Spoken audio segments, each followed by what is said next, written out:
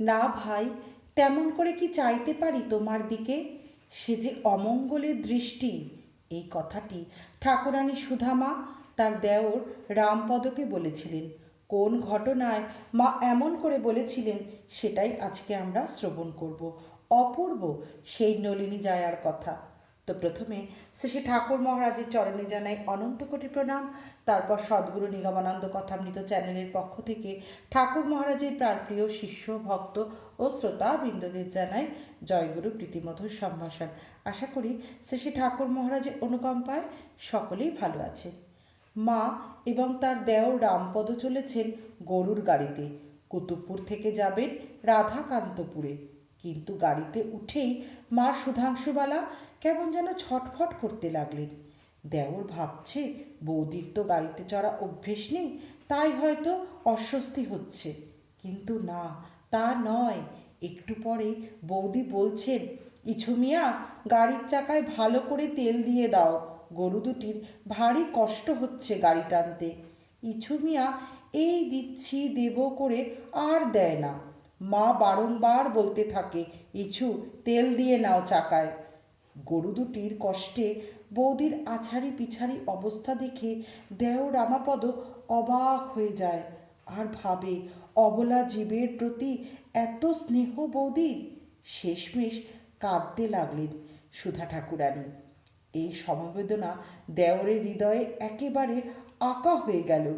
বৌদির জেদাজেদিতে ইছু গাড়ি থামিয়ে চাকায় তেল দিয়ে গরু দুটিকে একটু শান্তি দিলেন।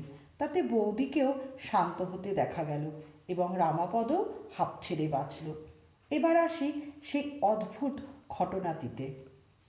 গাড়ি চলেছে মাঠ ঘাট জঙ্গল পেরিয়ে। ওসব দিকে তখন কখনো কখনো মাঠে ঘাটে বাঘ বেরিয়ে পড়তো। হঠাৎ ইছু মিয়ার গাড়ির সামনে একটা বাঘ এসে হাজির। বাঘ আসে সাধারণত গরুকে লক্ষ্য করে।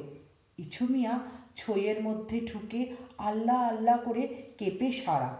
গাড়োয়ানরা জানে বাঘ এলে তারা পালিয়ে বাঁচে আর বাঘ গরু খেয়ে চলে যায়। এদিকে দেওর রামাপদ ভীষণ বিভীষিকা দেখে নাক চোখ মুখ বন্ধ করে অর্ধমৃত্যের মতো পড়ে আছে। ঠিক এমন সময় বৌদি সুধাংশুবালা, ও ছেলে, সরো সরো, তোমার কেরামতি বোঝা গেছে বলে ইছু মিয়াকে ঠেলে সরিয়ে ছইয়ের বাইরে বেরিয়ে যেতে চাইলেন। রামপদ পা চেপে ধরে বলে, বৌদি, তুমি পাগল হলে নাকি? যা হওয়ার হবে, তুমি বেরিও না।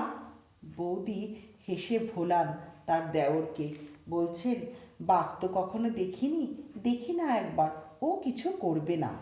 এই বলে গাড়োয়ান যেখানে বসে সেইখানে গিয়ে মা দাঁড়ালেন। কিন্তু কি হলো কে জানে, বাঘ হঠাৎ ভীষণ গর্জন করে পিছন ফিরে এক লাফে বনে পালালো। গরু দুটি এক হেঁচকা দিয়ে ঊর্ধ্বশ্বাসে গাড়ি নিয়ে ছুটে পালাতে লাগলো। রামপদর বিস্ময়ের ওপর বিস্ময় জন্মাতে লাগলো। কেমন করে তুমি এই অসম্ভবকে সম্ভব করলে বৌদি?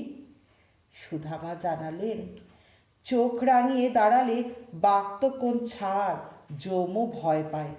দেওর জানতে চায়, কেমন করে চোখ রাঙালে দেখি, দেখাও না একবার।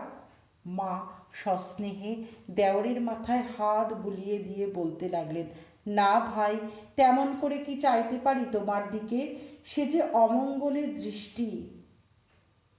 এই ঘটনা থেকেই বোঝা যায় ওইটুকুনি অল্প বয়সী সেই সুধা মা সুধাংশুবালা দেবী, তিনি স্বয়ং জগৎ মাতার অংশ না হলে অমন করে বাঘের সামনে গিয়ে চোখে চোখ রেখে, বাঘের চোখে চোখ রেখে বাঘকে বিতাড়িত করতে পারে?